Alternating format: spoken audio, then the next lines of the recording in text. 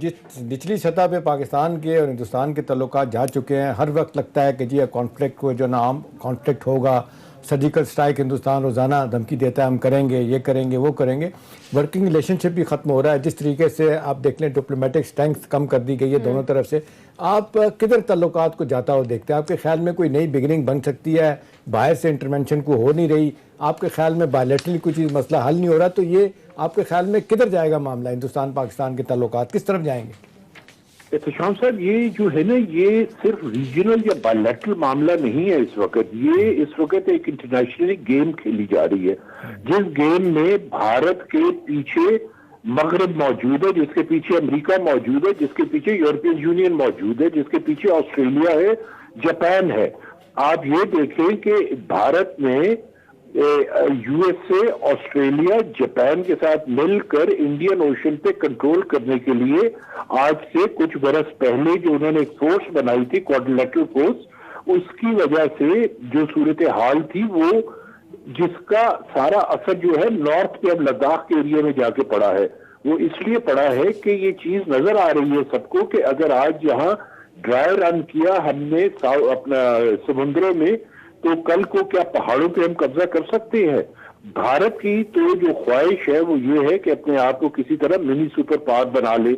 ان کی جو ڈیزائنز ہیں وہ اتنے بڑے ہیں، they have grand designs, but fortunately اور انفارچونیٹلی جو گراؤنڈ ریالٹیز ہے وہ ان کے ڈیزائن کے ساتھ میچ ہی نہیں کرتی. لیکن غالب صاحب، ساؤتھ چائنا سی میں جو ابھی آپ بات کر رہے ہیں، جس طریقے سے جاپان اور اس کے بعد فلپین اور آسٹریلیا کے ساتھ مل کے امریکہ سب کچھ کروا رہا ہے، اب پہلی مرتبہ ہم دیکھ رہے ہیں کہ ایک مدت کے بعد چائنیز بھی بڑا اگریسو ان کا سٹائل ہے، پوسچرنگ جس طریقے سے وہ کر رہے ہیں، مسلسل مستقل بنیادوں پہ ان کے جہاز جو ہے نا بڑے وہاں پہ کھڑے ہیں اس ریجن میں. آپ کے خیال میں یہ کس طرح معاملہ جائے؟ آپ کے خیال میں اس کی کیا اہمیت ہے؟ دیکھیں، مجھے تو جو نظر آتا ہے جی، اگر اس برس الیکشنز امریکہ میں نہ ہو رہے ہوتے اور آج سے 2 برسوں کے بعد ہوتے یا 3 برسوں کے بعد ہوتے، تو اس وقت یہ کانفلکٹ جو ہے بہت تیزی کے ساتھ پھیلنے کے امکانات تھے.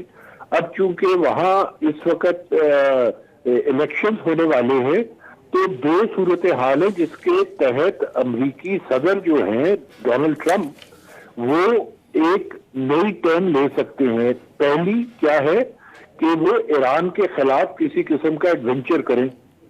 دوسری کیا ہے کہ وہ بھارت کی کھل کر سپورٹ کریں اور چین کے خلاف کسی قسم کا مس ایڈونچر کریں. ادھر ایڈونچر ہوگا، ادھر مس ایڈونچر ہوگا. ایڈونچر اس لیے ہوگا کہ ایران جو ہے وہ اس وقت اس صورتحال میں نہیں ہے کہ وہ امریکہ کا مقابلہ کر سکے. لیکن جب چین کے مخالف آپ بھارت کے ساتھ کھڑے ہو کے کچھ نہ کچھ ایسا ایکشن لیتے ہیں، وہ چیز امریکہ کو نظر آتی ہے، تو یہاں خطرہ زیادہ موجود ہے. اس لیے میں اس ریجن میں خطرے کو بڑھتا ہوا نہیں دیکھ رہا، جو کہ بھارت اور چائنا کا ایریا ہے یا بھارت اور مقبوضہ کشمیر کا ایریا ہے.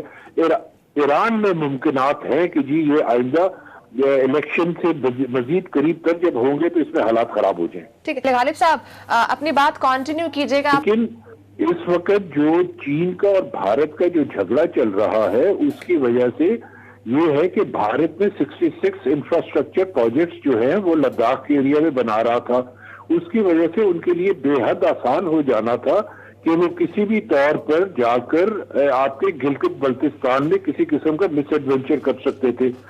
جب چائنا کا لائن آف ایکچوئل کنٹرول پہ ان کے ساتھ جھگڑا ہوا تو انہوں نے، جو کہ ایگریمنٹ کے تحت تھے، وہاں تک چین کی افواج وہاں آ گئی ہیں اور ان کو معلوم ہے بھارت کو کہ وہ مزید کچھ نہیں کر سکتے. شام صاحب، اس طرح سے بھی غالب صاحب نے بات کی ہے، وہ کہہ رہے ہیں کہ جو بھی سب سپورٹ اس وقت مل رہی ہے انڈیا کو، وہ کہاں سے مل رہی ہے؟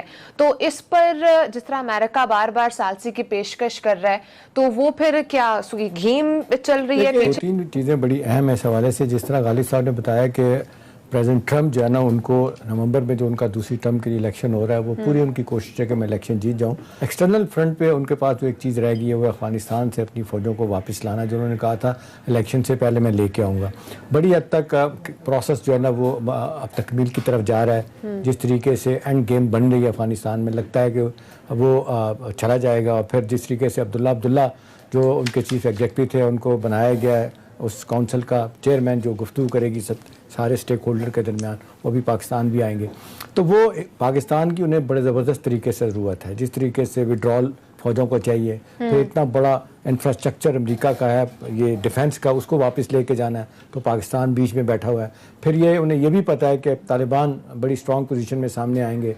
तालिबान के साथ जो अफ़गान तालिबान है, पाकिस्तान के साथ ताल्लुकात उनके बड़े अच्छे हैं। पाकिस्तान ने मौका प्रोवाइड किया, उनको कन्विंस करके तो अमेरिका के सामने बिठाया और ये मामला सारा तय हुआ कि किस तरीके से सीज़ फायर होगी, किस तरीके से अमेरिका की फ़ौजें वापस जाएंगी। तो अमेरिका पाकिस्तान से भी ताल्लुकात रखना चाहता है। हिंदुस्तान से मामलात उनका कमर्शियल और ट्रेड रिलेशन उनके बहुत ज़्यादा अहमियत वाले हैं, उनको बहुत ज़्यादा उनकी ज़रूरत है। सो कॉल्ड डेमोक्रेसी सबसे बड़ी वो है, जमहूरियत है, लेकिन जिस तरीके से उनके बिज़नेस और इकोनॉमिक इंटरेस्ट हैं उनको मजबूर करते हैं कि उस तरफ जाएँ, हिंदुस्तान से ज़्यादा ताल्लुकात रखें। ठीक है, ओवर द ईयर्स मामलात हमारे उनके साथ इतने अच्छे नहीं रहे, वो स्ट्रेटेजिक पार्टनरशिप उनकी हिंदुस्तान के साथ ज़्यादा गहरी है हमारी निस्बत, लेकिन अमेरिका पाकिस्तान से भी ताल्लुकात बेहतर करना चाहता है। अब सवाल ये है कि इस सारे मामले में अमेरिका एक्टिवली क्यों नहीं सामने आता, क्यों नहीं फोर्स करता हिंदुस्तान को। कह तो दिया 2-3 दफ़ा, लेकिन साथ प्रेसिडेंट ट्रम्प ये भी कहते हैं कि जी अगर हिंदुस्तान मानेगा, कहेगा, तो फिर हम सालसी के लिए तैयार होंगे।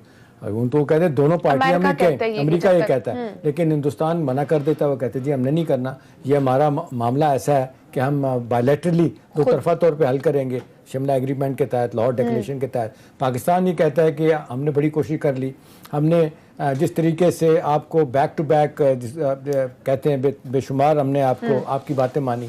मुशर्रफ के ज़माने में बातचीत जब शुरू हुई थी, पाकिस्तान का 50 साल का एक स्टैंड था जो पाकिस्तान ने छोड़ा।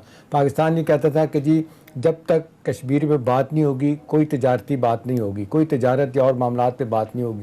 हिंदुस्तान कहता था नहीं, पहले ट्रेड पे बात करेंगे, कश्मीर को छोड़ें। तो पाकिस्तान अपने नुक्ता से पीछे हटा था, ठीक है ना। इसके बावजूद हमने देखा कि जिस तरीके से पाकिस्तान के साथ उनके डिफरेंट राउंड होते रहे, टॉक्स होते रहे, वो उस पर हिंदुस्तान नहीं आया इस तरफ। हिंदुस्तान का नुक्ता नज़र ये है कि पाकिस्तान कश्मीर को भूल जाए, जो